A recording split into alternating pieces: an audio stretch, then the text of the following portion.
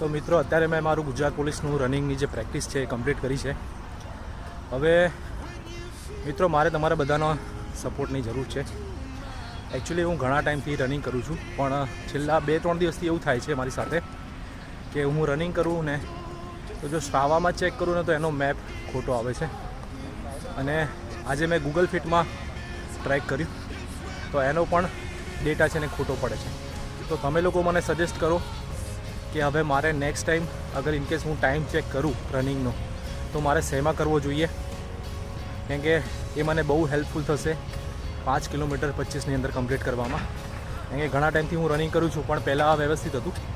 અત્યારે ખ્યાલ નહીં કેમ આવું થાય છે, પણ છેલ્લા 2-3 દિવસથી એવું થાય છે કે સ્ટ્રાવામાં ચેક કર્યું તો એમાં પણ ટાઈમિંગ ખોટો આવી રહ્યો છે, અને આજે ગૂગલ ફિટમાં ટ્રાય કર્યો તો એમાં પણ ખોટો ટાઈમ આવ્યો છે. તો કોમેન્ટ કરીને કોમેન્ટમાં જરૂરથી જણાવજો કે તમે પહેલાં કયો ટાઈમ યુઝ કરતા હતા, કઈ એપ્લિકેશન ટાઈમ ચેક કરવા માટે, અને અત્યારે હાલમાં કરો છો તો કઈ એપ્લિકેશન યુઝ કરો છો 5 કિલોમીટરનો ટાઈમ ચેક કરવા માટે.